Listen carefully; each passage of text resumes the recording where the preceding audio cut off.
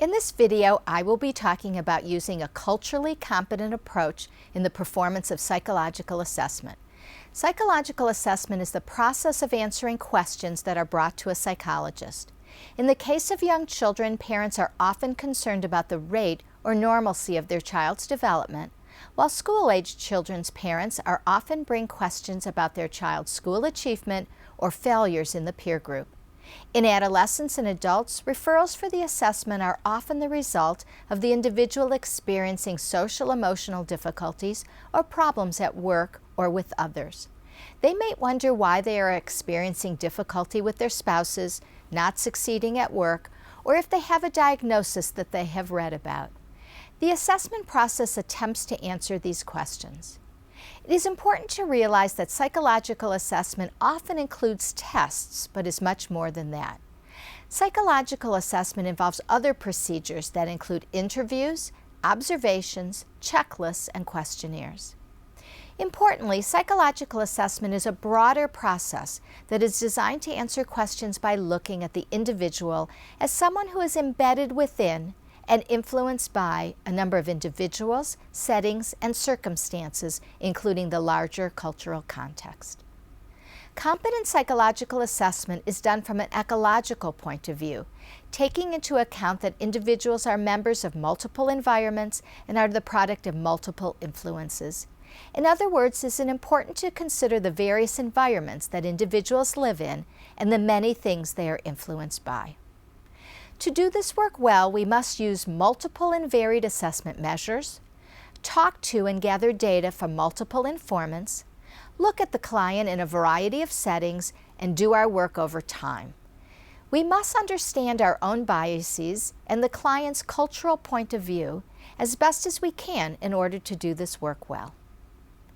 Competent psychological assessment uses multiple types of approaches, including interviews, norm-referenced or standardized tests, behavioral observations, self-report measures, projective measures, and a careful review of previous testing and records.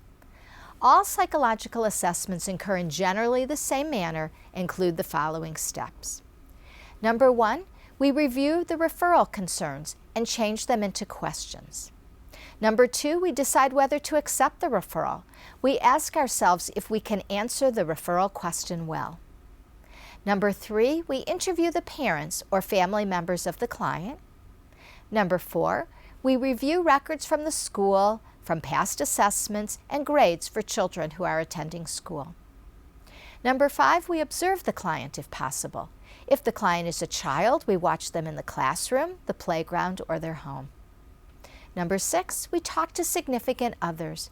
We ask teachers, parents, or partners to complete measures. Number 7, we select and administer the assessment test battery we have designed to answer the question. Number 8, we write a report that answers the question, interprets assessment results, pulls it all together, possibly resulting in a diagnosis, always resulting in recommendations. And number 9, we meet with the client and/or legal guardians to discuss the assessment result and recommendations.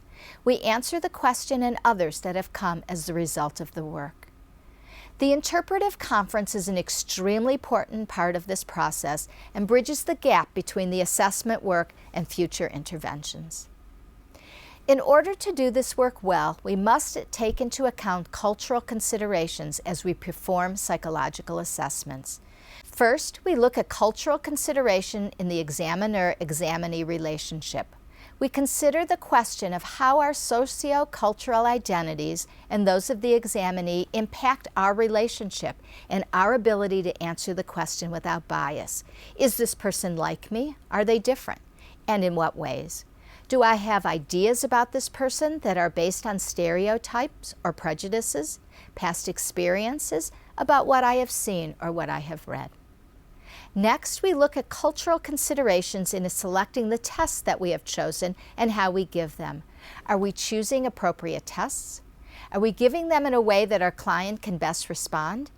Is this client represented in the norm group of this test? Third, we realize that standardized tests that measure intelligence or personality are grounded in theories that were developed primarily by scholars in North America and Europe. We take into account that these definitions of the constructs, such as intelligent and personality, vary greatly in different communities around the world, and thus we must consider whether the measures we choose are applicable to our client and will further our ability to answer the referral questions. Are we going to draw conclusions that apply to this client? Specifically, the following issues need to be considered. Number one, how proficient is the examinee in the language in which the tests are administered? Even if the examinee is generally proficient in that language, he or she may not use that language in the particular domain being assessed. Multilingual individuals may use different languages in different settings and with different people, and may not have the same proficiency in each of the languages. Number two, how familiar is the examinee with the contents of the test? Is the examinee likely to know and encounter the test stimuli, for example, the words or the objects that are being presented in the test in their daily life? Number three, how relevant is the norm group with which the examinee scores will be compared? It is very important to be familiar with the characteristics of the standardization sample of the test you have chosen. Is the examinee's group based on language, geographic region, including urban and rural residents, and social class, actually represented in that standardization sample? Number four, how reliable and valid is the test you've chosen for different groups of people? Some research has shown that intelligence tests, while they may be reliable, are not necessarily valid for individuals who are diverse. Each of these issues may lead to test bias. That is, the test scores do not reflect the actual ability or functioning of the individual being tested. That is why it is vitally important to observe in multiple settings, ask significant others about the client, use multiple measures with each client, and repeat your assessment over time. There are a number of approaches that we can use when we are worried that our measures may not be the right measures for an individual client. We can modify or adapt the testing. We can test the limits, give tests in modified format, such as use multiple choice format instead of asking for open-ended responses. Or we could use a translator or an interpreter when we give a test. In addition, we could use nonverbal tests, such as the Universal Nonverbal Intelligence Test or subtests of the Kaufman Assessment Battery for children. Alternatively, we can use native language tests, for example, administering tests in Hindi or Spanish to individuals for whom that is their native language.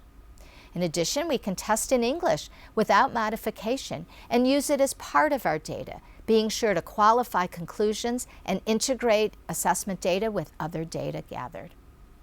We can refer the client to another clinician who is more linguistically and culturally competent to assess that client. Overall, we need to make sure that our approach is ecological in nature, that we use multiple measures, gather information from multiple informants, observe clients in multiple settings, and do our work over time. In summary, cultural competence means that we are aware of the client as an individual. We see them as the result of multiple influences and experience, as are we. We have decided we are able to do this work well and without bias. We have examined their language proficiencies, the validity of the tests we are using, the appropriateness of the tests by looking at the test norm groups, and have made a series of sound decisions about how to answer the referral questions asked of us, never letting go of our responsibility to perform ecologically valid work.